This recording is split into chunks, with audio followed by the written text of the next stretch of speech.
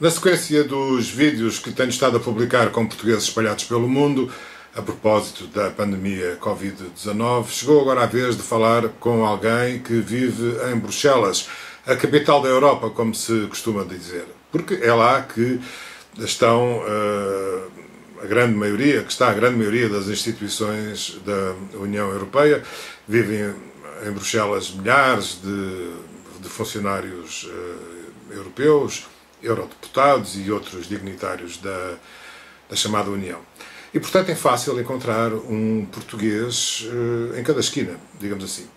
em Bruxelas. Decidi desafiar o eurodeputado em quem votei para falarmos do que se está a passar, do papel do Parlamento Europeu nesta crise, principalmente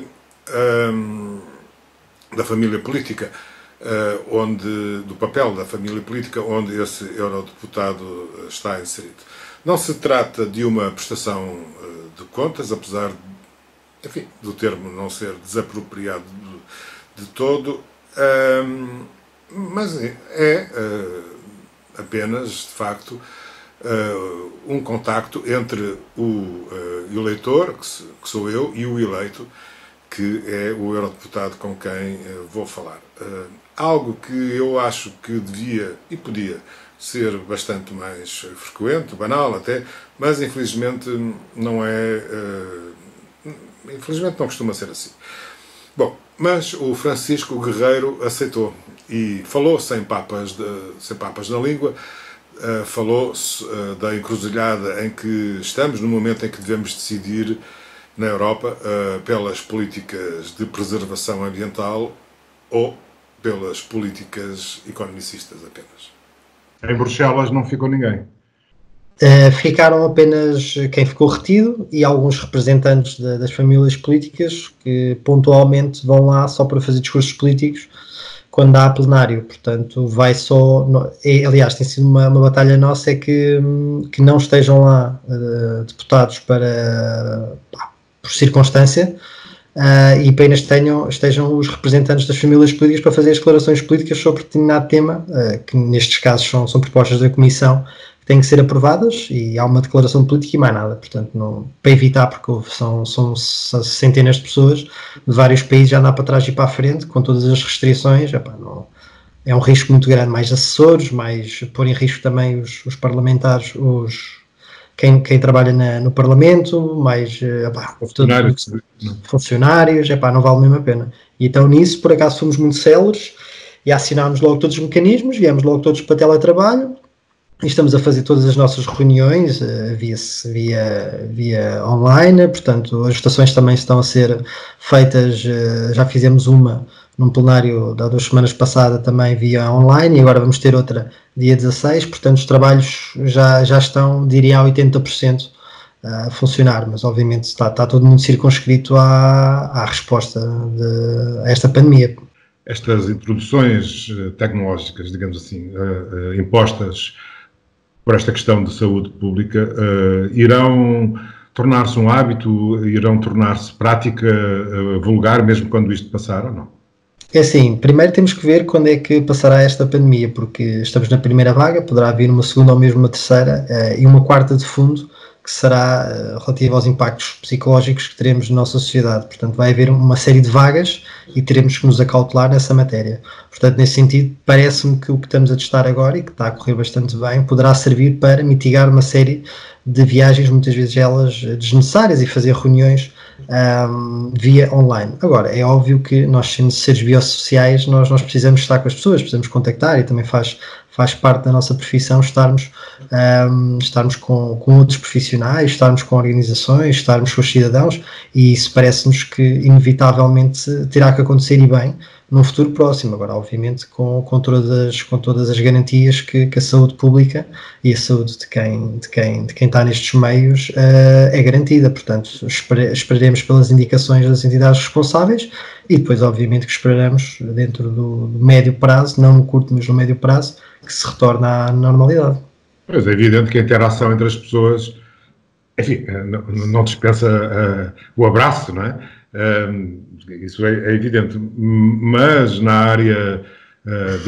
das áreas profissionais, digamos assim, pode haver grandes mudanças, ou não? Sim, aliás, isso é algo que também nós temos promovido, que é a questão do teletrabalho, que acaba por também facilitar muito perdas desnecessárias para locais de trabalho. Muitos profissionais perdem muitas horas e com a pegada que também está associada a isso, perdem muitas horas a viajar para o seu local de trabalho e este tempo perdido é tempo perdido em trabalho, é tempo perdido em família, é criar uma sociedade que a nível de mobilidade também tem muito a repensar, as próprias cidades, os modos de mobilidade têm que ser repensados e mesmo o nosso lazer, quer dizer, nós verificamos que se calhar, óbvio não neste excesso, mas muito do que nós fazemos em termos de mobilidade pode ser reduzido. As viagens que hoje em dia se faz de um modo tão facilitado, até por uma série de incentivos, uma série de indústrias, nomeadamente a aviação, não é? que no nosso ver não paga a sua fatura ecológica e deveria pagar, é um excesso. Portanto, isto também servirá para nós repensarmos o nosso modo de mobilidade e o nosso modo de estar na sociedade. Teremos novos paradigmas de desenvolvimento económico, forçosamente ou não? É assim, nós esperamos que sim. Agora, as forças partidárias vigentes, as que realmente ainda decidem os destinos da Europa e dos destinos nacionais, como vemos no Conselho, tivemos um Eurogrupo ontem que ficou tudo em águas de bacalhau, por assim dizer. Quem decide os destinos das nossas nações e do projeto europeu ainda são partidos muito institucionalizados, com uma visão muito cristalizada de como é que é o modelo económico, o modelo social, e que está embutida neste paradigma de crescimento infinito e de destruição massiva dos nossos recursos naturais. Portanto, há uma sensibilidade, parece-nos, da comunidade e da sociedade em perceber que nós não podemos continuar com este modelo, não só porque tem grandes impactos na nossa preservação da biodiversidade, mas mesmo no modelo económico. Portanto, nós nunca tivemos tanta riqueza e nunca houve tantas disparidades entre quem mais recebe e menos recebe. Portanto, não é uma questão de falta de recursos ou de bens, é uma questão de divisão até propriamente do que temos, e este correr sempre atrás de algo mais, estamos sempre em constante viagem frenética para crescer, para ter mais, quando realmente o que nós vemos hoje em dia, o que mais nós precisamos é se calhar o mais simples. Portanto, veremos se conseguimos nós, a nível europeu, os verdes europeus, e a nível nacional, o PAN, conseguimos impor uma nova narrativa económica e social que realmente repense a forma de estar na sociedade, que garanta, obviamente, emprego, que garanta a qualidade de vida para as pessoas, mas também uma melhor distribuição da riqueza e desacelerar desta economia voraz que destrói, sobretudo, os ecossistemas. E não esqueçamos que nós estamos numa crise de biodiversidade, de perda de biodiversidade, e o que nos está a mostrar é que algumas entidades, algumas indústrias, alguns lobbies de setores muito poderosos, como por exemplo da aviação ou mesmo da banca, estão a tentar aproveitar esta crise para mais flexibilidade, para mais liberdade, para menos regulamentação, e o que a nós nos parece perigoso, porque nós não nos podemos esquecer que a grande tragédia de fundo, obviamente não desvalorizando este grande impacto que está a ter esta pandemia na nossa sociedade e nas nossas famílias, mas a grande problemática de fundo continua por resolver, que é a crise ambiental. Portanto, nós podemos e devemos aproveitar esta pandemia para reaproveitar e repensar o nosso modelo económico e social e realmente escolar e garantir que há os recursos financeiros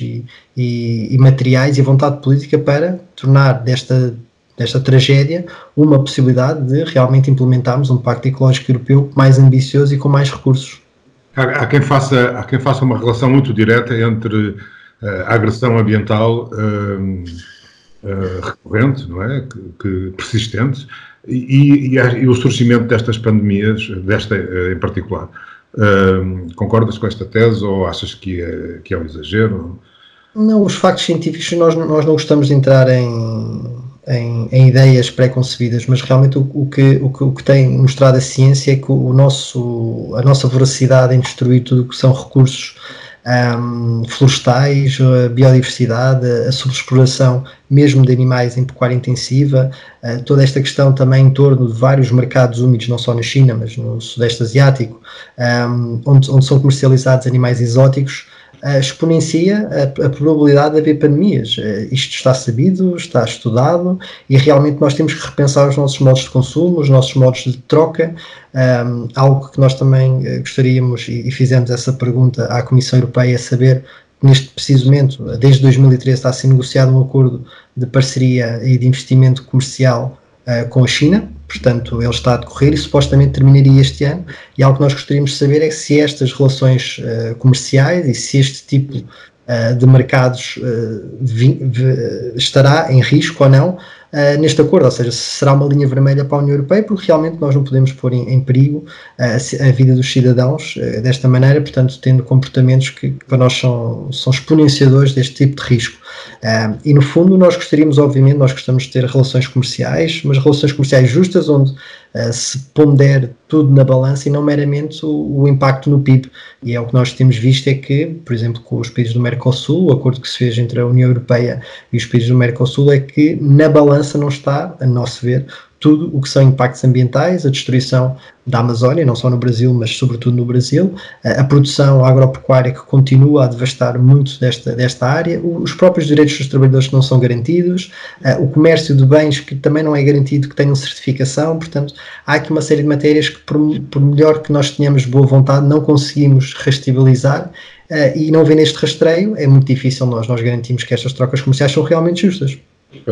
Tudo isso tem a ver com os vários acordos internacionais de comércio livre, não é? Feito este diagnóstico, do ponto de vista ambiental e ecológico, o que é que os verdes no Parlamento Europeu vão fazer?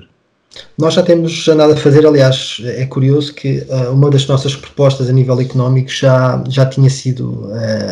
apresentada, portanto, esta questão da mutualização da dívida, dos chamados Eurobonds, nós já tínhamos proposto, mas há aqui algumas diferenças que muitas vezes as pessoas não compreendem, porque há várias instituições na União Europeia. Portanto, no fundo, quem decide isto não é propriamente o Parlamento Europeu, que tem um papel de co-decisor, mas é o Conselho e a Comissão Europeia, que depois acaba por executar. Portanto, aqui o Conselho, que é cada Estado-membro está representado, é onde se garante que há ou não uma resposta mais coesa às dificuldades europeias. No caso atual da pandemia, nós apresentámos esta proposta, portanto gostaríamos que nós caminhássemos nesse sentido, não só obviamente todos os incentivos que têm sido dados pela União Europeia, pela Comissão neste caso, mas também relembrar que nós não somos uma federação, portanto isto não há uma federação, portanto os próprios limites da Comissão Europeia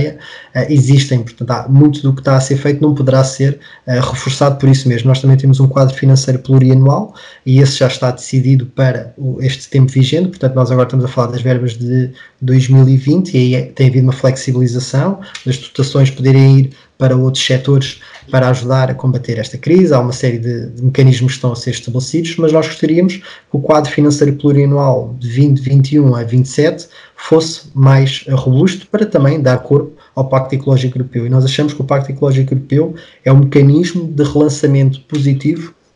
desta economia que pode realmente criar empregos verdes, pode garantir a soberania alimentar, que é algo que nos preocupa bastante, porque estamos muito dependentes de trocas comerciais a nível agrícola, que pode garantir também bom emprego para agricultores. A revolução digital e tecnológica também tem que ser o motor deste relançamento da economia, mas nós não poderemos ter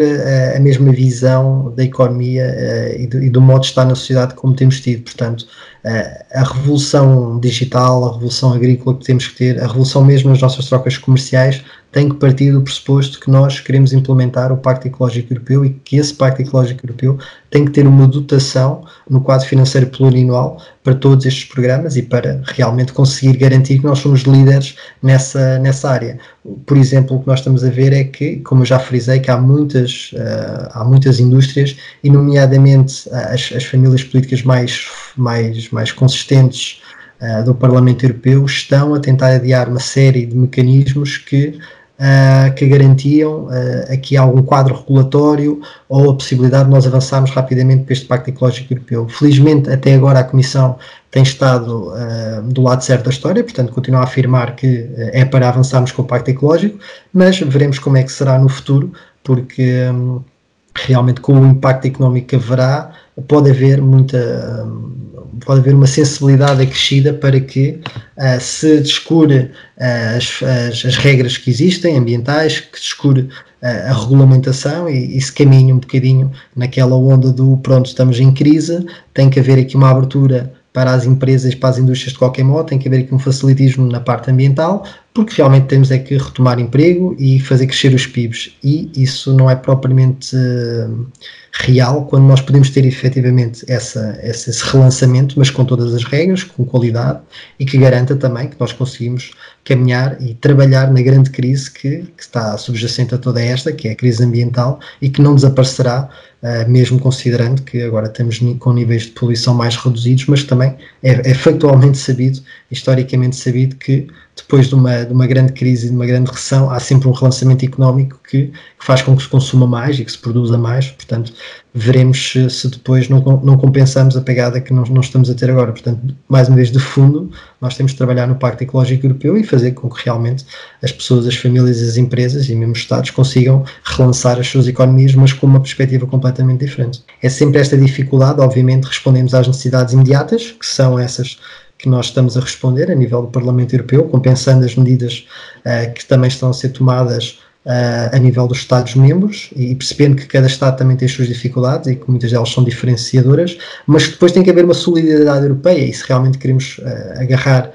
e acreditar neste projeto europeu que tem sido, que tem tido muitos percalços, mas continua a ser um farol no meio de tantas ditaduras e no meio de tantos regimes musculares neste mundo, nós temos que reforçar o projeto europeu, temos que caminhar juntos, temos que ser mais solidários, temos que deixar aquela narrativa de países contribuidores líquidos e países devedores, porque realmente todos nós beneficiamos do projeto europeu,